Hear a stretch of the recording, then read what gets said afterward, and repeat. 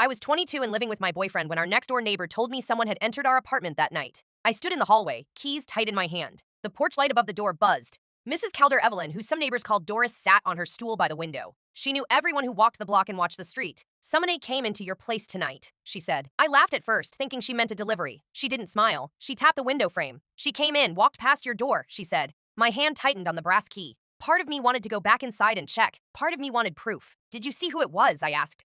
"It was a young woman," she said. "Short brown hair. Which night?" I asked. "August 4th, 9:45 p.m., she said. "Then again August 6th, 10:15 p.m., she added. She sent a photo of the street through the window glass. The porch light was in frame and a timestamp showed. I trusted her a little because she'd lived here 40 years. I also wondered why she had noticed that specific person. I left before asking more. I needed time to think. I stood on the landing and dialed my sister's number. The phone felt small and too warm in my palm. I told her what Evelyn had said in a rush. She listened and said, "Be careful," with slow concern. I could hear traffic and a dog barking in the distance. The hallway smelled of bleach and lemon. I jotted the times into my notes app so I would not forget. My thumb left a smudge on the screen. I told Evelyn I'd check locks and come back for questions. She nodded and tapped her knitting needle against her knee. That night, my boyfriend slept in the room across from mine. We'd been together 3 years and shared keys for 2. Our lease was still under both our names. 2 mugs sat in the sink. I checked the door when I got home. The deadbolt was locked. Part of me wanted to wake him and accuse him on the spot. Part of me wanted to hold on to normal until morning. I slid the key into the lock, put it on the counter, and tried to sleep. But I kept hearing Mrs. Calder's words. The apartment felt smaller with the thought in it.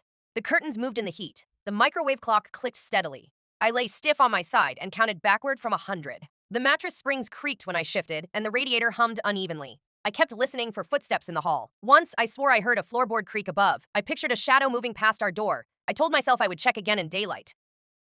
The next morning, I treated the report seriously and started gathering facts. I made coffee and took only a sip. I texted Evelyn for exact times. Her replies were brief and direct. August 4th, 9:46 p.m., she wrote. August 6th, 10:16 p.m. I stared at those timestamps and sorted alibis in my head, wanting to trust his overtime records, and also questioning small discrepancies. I printed the texts and taped them to my kitchen cabinet. The printer hummed and coughed, leaving tiny ribbons of paper dust in the tray. I also saved screenshots to a folder labeled "Do Not Delete" on my laptop.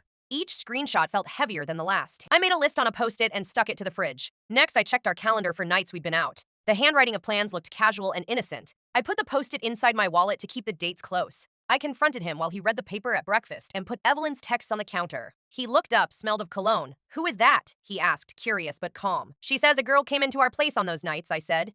He turned, jaw tightening. "I was at work both nights," he said. "I have my overtime slips." He took an envelope and slid a receipt across the counter. "See, shift logs and a cash slip. I worked late both nights." I read the receipt. One date matched, one did not. "Whose receipt is this?" I asked, pushing the paper back. "I don't know," he said, rubbing his thumb over the numbers. My voice stayed steady. "Mrs. Calder saw someone twice," I said. He folded his hands and looked away. Defensive. Part of me wondered if I'd become paranoid. Part of me felt certain something was wrong. While he showered, I crept to his side table and opened his phone. My hands shook and left faint streaks on the screen. I unlocked it with the code he used when he trusted me. The Messages app looked tidy at first. I typed his name in the search bar and scanned the results. A message preview caught my eye. It read, "Bring it by tonight. She'll love it." There was no sender name. I wondered if it belonged to Naomi or someone else. I saved a photo of the message to my camera roll. I screenshot the thread and emailed it to myself with a subject line, "Check." Part of me wanted to call that number immediately. Part of me was careful, preserving evidence before doing anything rash.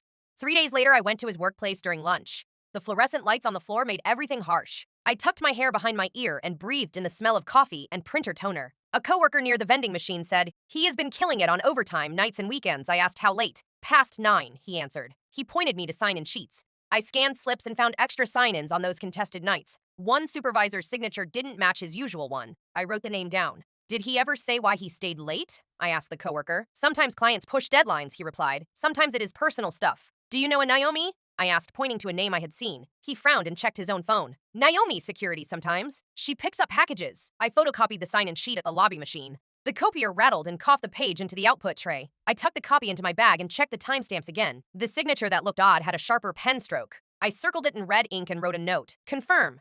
My chest felt tight. That evening, another clue sat on the kitchen table, a jeweler's receipt dated last Wednesday. A small amount for a chain. A short note on it read, "For testing fit." On the back, I found the last 4 digits of a card. I texted Evelyn again asking if she remembered more dates. She replied with a longer list of sightings and timestamps: August 4th, September 6th, August 9th, and more. She also sent images with timestamps: August 4th, 9:46 p.m., August 6th, 10:16 p.m. I saved the messages and screen captured the photos. I ran my fingers over the jeweler's receipt. The paper felt like thin cardboard. I called the shop the next morning and asked for clarification. A polite voice said a tester piece had been reserved under a first name. I wrote that name down in my notebook beside the other evidence. The details lined up in a way that made my stomach drop. I went downstairs and asked Evelyn one more question in person. She sat knitting and squinted at me through her glasses. Did she come inside or just stand on the stoop? I asked. She came in, she said. I saw her through the kitchen window. Did she carry anything? I pressed. Evelyn paused. A small box, she said. She cradled it close to her chest.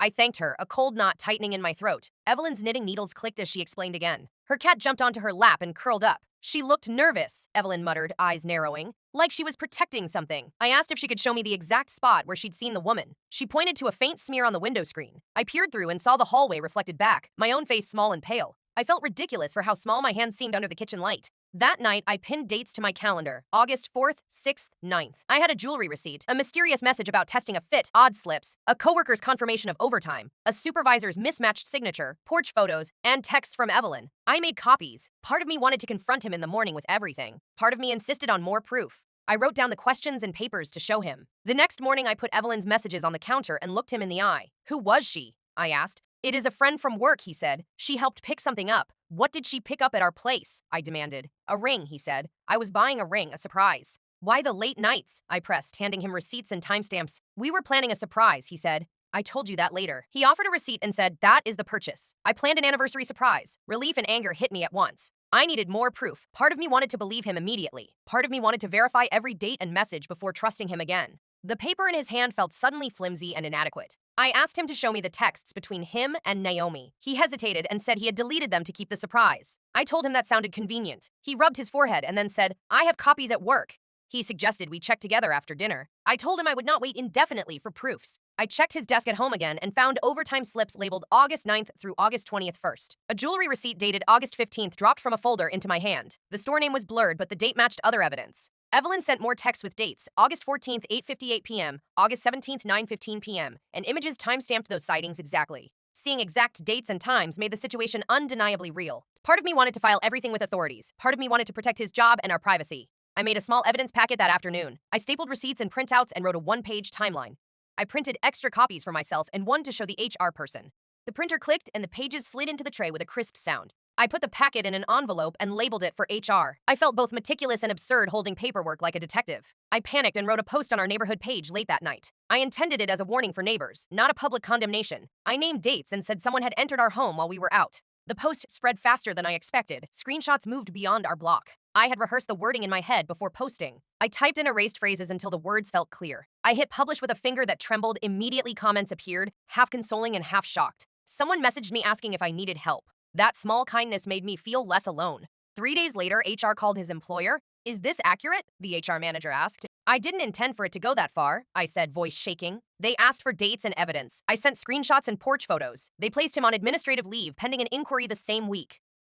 His work email included a notice and his shifts changed to leave status. Neighbors whispered when he went outside. When HR called, I had a short exchange on speaker in the living room. We've received complaints, the HR manager said. We need to investigate. I will cooperate, I replied. I didn't want him punished until facts emerged. I sent Evelyn's texts, porch photos, and the jewelry receipt images. Part of me wanted to rewrite the post and apologize instantly. Part of me wanted the truth publicly cleared no matter the consequences. Are you available to meet with us? The HR manager asked professionally. Yes, I said. I can send everything now and meet if needed. They thanked me and said they'd be in touch. The call clicked off and left the room oddly quiet. I sat down and felt dizzy. The apartment seemed too familiar and too small at once. After the HR call, he blamed me in small ways during arguments. You ruined my job, he said one night. I wanted the truth to come out, I replied. He left the room and shut the door. I felt guilty. Part of me wanted to fix everything immediately with a public correction. Part of me wanted to hide from every neighbor's eyes. He'd stand in the doorway looking defeated and say, I trusted you to be reasonable. I would answer back and sound more accusatory than I intended. Our voices had a new, brittle edge. The neighbor's stares felt like knives. I tried to practice an apology in the mirror and found my mouth stuck on the word sorry. The climax happened in public on the stoop the following week. I demanded he bring proof and clear the air. Neighbors gathered by the stairs. Evelyn stood a few feet away knitting. He came out with empty hands and tired eyes at first. People murmured. He held up a small box and said, I was trying to buy a ring. I wanted it to be a surprise. I asked, why didn't you tell me? He said, I thought it would ruin the surprise. Evelyn stepped forward and said she had misidentified the woman. I'm sorry, she said. Naomi, his friend, then stepped forward holding messages on her phone. She was helping pick the ring, Naomi said, and showed timestamps and texts. I typed a corrected post on my phone and posted it on the same channel. He posted a receipt photo and an apology and offered restitution publicly, saying he'd donate one overtime check to a local shelter. Neighbors reacted with mixed comments and some quiet nods. Part of me wanted to accept the apology and move forward. Part of me wanted time before trust could return. People clustered in small groups, talking in low voices. A child played with a stick near the rail, and the sound punctuated the tension. Mr. Alvarez from next door crossed his arms and said nothing. Someone whispered, "At least it is cleared." Another voice added, "Still messy." The stoop felt like stage seating for a small, very local drama. Naomi and I had a short exchange on the steps afterward. "Did you know he was buying the ring?" I asked, voice tight. "Yes," she replied. "We coordinated the times."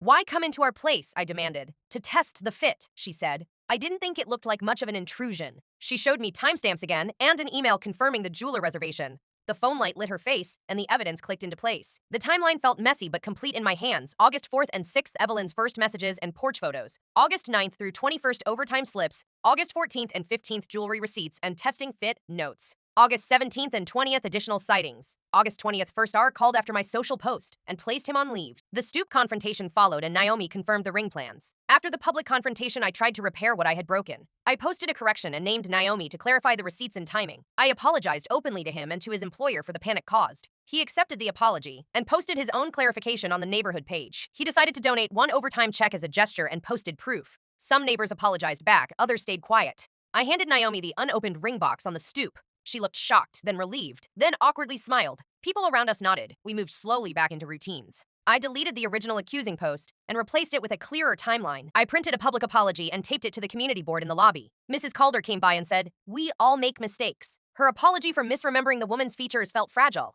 Weeks later, we sat at the kitchen table with the ring box between us, unopened, where we could both see it every morning. We listed things trust needs and read one line each aloud. We agreed to therapy and to talk about surprises with clear rules. We changed privacy settings on our social accounts together that afternoon. Part of me wanted to take the ring and leave immediately. Part of me wanted to stay and see if trust could be rebuilt. Trust took time and visible proof, not a single apology. The lessons were heavy and private and necessary to keep going. I kept the ring box on the table as a reminder of that work. We met the therapist twice a month in an office downtown.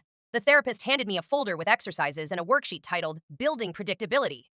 I printed my own copy of the worksheet the night before. We wrote down specific rules about surprises, about who was allowed in the apartment, and what counts as privacy. She asked us to name 3 actions that rebuild trust. I wrote consistent transparency, advance notice, and shared calendars. He wrote be honest daily, show receipts if needed, and no secret plans without consent. We read our lists aloud and then compared them. During one session, I said, "I wondered if we could ever go back to how things were." The therapist nodded and slid a pen across the desk toward me. "Rebuilding is slow," she said. "It is measurable and incremental." Part of me wanted immediate absolution. Part of me wanted to be patient enough to see progress. The therapist told us to set short goals for 2 weeks.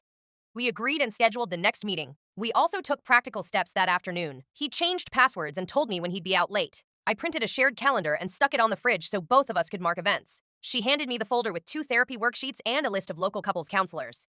We bookmarked the names on our phones. It felt like small diplomacy. On a quiet Sunday morning, I sat at the table and lifted the ring box. My fingers hovered. I thought of all the small evidences that had once piled up against him. I remembered Evelyn's squinting face at the window. I pictured messages clicked in a glowing phone screen. I felt the odd mix of relief at being vindicated and the persistent bruise of mistrust. I asked him if he still wanted to try. He sat across from me and reached for my hand. He said, "I do, but only if we both do." I squeezed back slowly. We kept the box closed for months longer than necessary. Each time we passed it, we were reminded of how we broke and could repair things. We learned to show receipts and to announce plans. We learned that privacy and surprises needed explicit agreements. The ring box became less about jewelry and more about the labor that follows a mistake. I wondered if other neighbors thought about the noise their opinions could make. I thought about how quickly a rumor could turn a private mess into a public spectacle. I used the story to teach myself to pause before posting. I also wondered if the kindness of some neighbors had been enough to steady us.